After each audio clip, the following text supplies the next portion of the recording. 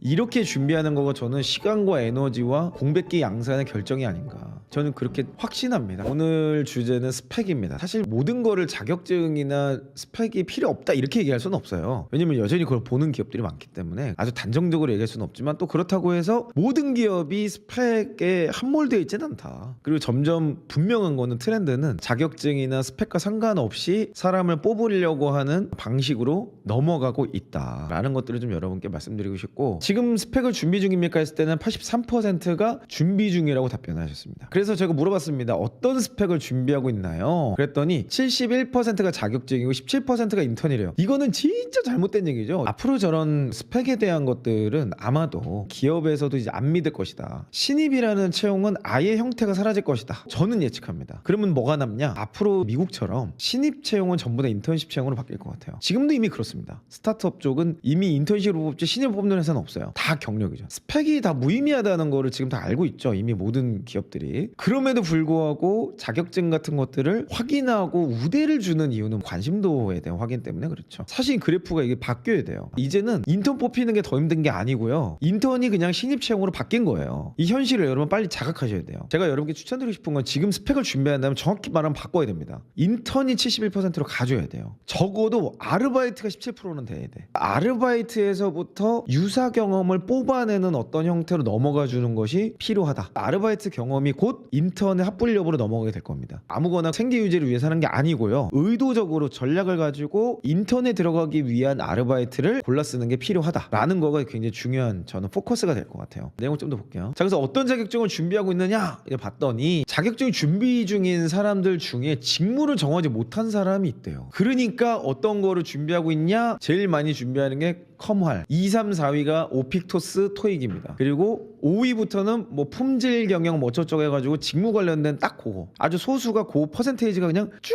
이렇게 진행이 되더라고요. 근데 직무를 못 정한 사람이 자격증만 준비한다? 이렇게 준비하는 거가 저는 시간과 에너지와 공백기 양산의 결정이 아닌가, 저는 그렇게 확신합니다. 자격증을 준비하는 사람 중 해당 직무에서 필수로 준비하는 사람은 28%가 다라는 얘기죠. 일단은 컴활은 필수가 아니죠. 아마 우대 조건일 거예요. 이거를 필수라는 경우는 아주 일부거나 공공 영역의 일부이겠죠. 나머지 72%는 저희가 분석한 자료에 의하면 필요성은 잘 모르겠지만 일단 준비하고 있다. 왜 그렇죠? 뭐라도 내세우려고가 맞는 것 같아요. 여러분, 그거는 저는 지금 시대에 안 맞다고 봅니다. 그러니까 필요성도 모르고 일단 준비하는 것보다는 정말 필요한 것만 하세요. 그리고 여기 보니까 컴활이 제일 많아, 숫자가 30%예요. 그래서 컴활을 준비한다는 분들이 지원하고자 하는 기업들을 제가 다 내려받아가지고 탑 10의 기업을 분석해봤어요. 진짜 그 회사가 컴활이란 자격증을 필수나 우대를 하고 있냐 했더니, 필수는 일단 없고요, 우대만 딱 두 군데입니다. 나머지는 그렇지가 않아. 저는 컴활이란 자격증을, 허와 시를 저는 애초에 간파를 했는데, 저는 그냥 딱 이 자격증은요, 심하게 얘기해서 20년 전 자격증입니다. 지금으로 치면 딱 코딩 같은 거예요. 코딩의 기초, 이런 내용을 지금 6시간 동안 강의를 듣고 있다고요? 게다가 이걸 시험을 본다고? 두 번째, 엑셀을 좀 봅시다. 데이터 입력하는데 35분을 들어야 돼요? 데이터 편집, 셀 서식, 조건부 서식, 이거 그냥 유튜브 5분짜리 영상 보면 대부분 다 해결이 될 텐데, 커리큘럼 보면 알잖아. 근데 왜 아직도 여러분 이걸 쓰고 있냔 말이지. 그냥 알바하면서 내가 엑셀로 데이터 관리해서 대충 정보 집어넣고 분석만 몇 번 해본 걸 가지고 필살기화 시켜서 쓰면 그냥 합격할 것 같은데, 여기 있는 것 중에 기사 자격증 좀 얘기가 달라요. 기사 자격증은 기본적인 자격이 주어지는 거기 때문에 꼭 해야죠. 근데 저건 사실 취준이 돼서 하는 게 아니고 대부분은 전공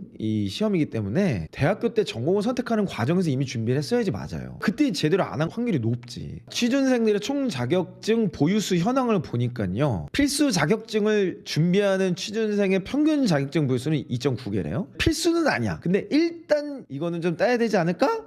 라고 했던 게 3.7개, 훨씬 많죠. 평균이니까 작지 않은 차이입니다. 그리고 지금 레인지를 보면 필수인지는 잘 모르겠는데 일단 필요를 준비해 보입니다는 1부터 7까지 레인지가 엄청 넓어요. 근데 필수를 초점을 맞춰서 하는 사람들은 넓어봤자 5개라는 뜻이에요. 평균적으로 한 3개 미만이라는 거죠. 자격증을 세팅해서 가는데, 직무에 대한 어떤 확실한 모멘텀을 못 찾은 사람들은 일단 다다익선으로 확보하고 본다. 너무 낭비입니다. 자격 전형별로 좀 봤습니다. 계속 지금 서탈하는 사람들이 자격증 보유 비율이 3.92개 평균이. 근데 이것도 마찬가지야. 레인지를 보세요. 7개까지 있어요. 엄청 자격증 콜렉팅을 하는데 서류는 다 떨어지는 거지. 너무 안타까운 상황이죠. 그런데 최종 합격한 사람들을 끝까지 좀 가보면 맨 오른쪽 그래프를 보면 일단 레인지가 굉장히 좁습니다. 2개부터 5개 레인지 안에 다 들어오더라고요. 그리고 평균은 비슷해요. 합격에 정말 동의되는 자격증이 정해져 있는 것 같아요. 체인지업에서 스펙과 상관없이 붙는 케이스들을 좀 뽑아봤어요. 이분의 케이스를 보니까 이분은 갑자기 느닷없이 인사를 하시겠대요. 그쪽에 아무런 경험이 없습니다. 자격증은 토익 스피킹, 운전면허도 갖고 계시고 경험은 대학 경험이 답니다. 이분의 경험 리스트 보니까 학생회장 협조 요청을 할당량을 일임하고 개인 목표를 달성했다. 그리고 오픈 카톡방 개설해서 뭐 했다. 그리고 롤모델 분석해서 이런 거를 했다. 그래서 야 이거 가지고 인사가 되겠냐? 이게 쉽지 않을 것 같은데. 근데 이분이 계속 지원하시는 분야가 큰 기업들 중심으로 많이 지원을 하시더라고요. 그래서 제가 이제 조언한 건 뭐냐면 이분의 이 내용과 자소서를 좀 읽어봤을 때 일을 잘하시는 분이시겠더라고. 이제 딱 보니까. 근데 다만 경험이 직무 관련된 경험이 없는 거예요. 그래서 제가 이분에게 추천한 거는 구조화된 채용을 뽑는데 가지 말고 그것과 상관없이 일 잘하는 사람을 뽑는 작은 규모의 지원을 그냥 해라. 거기에서 인사 관련된 타이틀을 달고 경험을 만들어내면 그게 가장 유익한 성과가 될 것이다. 그래서 거기에 맞춰서 이 취업 포트폴리오를 바꾸신 거예요. 여기에서 인사 직무 관련된 경험을 관련된 일을 해봤다. 그럼 아마 규모가 작으면 인사만 하지 않겠죠. 가면 한 총무 경험도 같이 할 겁니다. 이 경험을 가지고 6개월 1년 뒤면은 적어도 인사만 특화돼서 일을 할 수 있는 회사로 지원을 할 수 있겠죠. 그러면 거기서 또 한 6개월 1년 지나면 이제 그때는 어떻게 돼요? 이제는 메인으로 규모가 좀 있는 회사에 필살기를 던져서 중고 신입으로 지원해 볼 수 있는 경력이 생기는 거죠. 이런 식으로 가야 돼. 제가 보면 이게 가장 정확합니다. 취업 포트폴리오가 참 중요합니다. 처음에는 대기업 중심으로만 작성하셨다가 점점 바뀌어서 이분이 바로 이제 합격하신 내용들을 볼 수 있고 루틴이 참 중요합니다. 이분의 그 잘하셨던 내용이라고 했을 때 저는 그냥 이렇게 말씀드리고 싶어요. 저희가 드린 가이드를 진짜 충실되게 잘 하셨다. 이분이 스스로 지금 피드백 이렇게 한 거야. 체인지업을 하면서 개인적으로 아침 6시 이상과 스터디가 멘탈 위에 정말 도움이 많이 됐다. 그리고 이제는 시간 기록이죠. 체인지업에서 이 양식을 드립니다. 자동으로 분석하게 밑에 다 걸어놨어요. 이런 거로 보고서 나의 하루에 대한 피드백을 해보는 거죠. 그리고 이분은 이제 1일 1령 하면서 매일 저희가 가이드 드린 영상을 보시고 진짜 적용을 하신 거죠. 매일 경제신문 스크랩 하는 거죠. 그러니까 이게 루틴이야. 그냥 계속 산업 정보 보시고 그냥 단순히 산업 정보를 취득하는 게 아니라 많은 정보들을 계속해서 습득하는 방법, 정보를 꼬리에 꼬리를 물고 조사하는 방법을 찾아내기 위한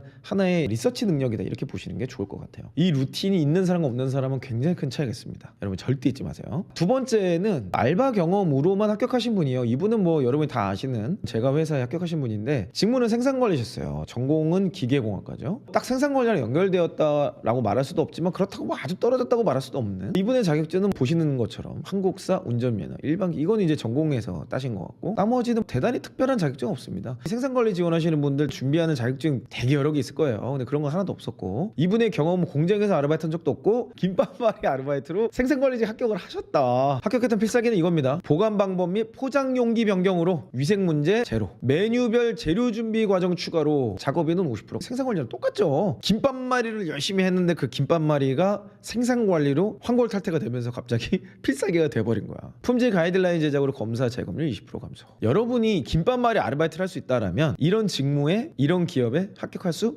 있다. 다만 이분의 사례를 이 스펙으로만 딱 소개해서 지금 이렇지만 현직자 인터뷰 엄청 열심히 다니셨고요. 저희가 진짜 제안드린 가이드를 충실히 따르셨어요. 그래서 이런 내용들을 저희 체인지업에서 같이 하니까요. 같이 하실 분들 함께 오시면 좋겠다 생각이 듭니다.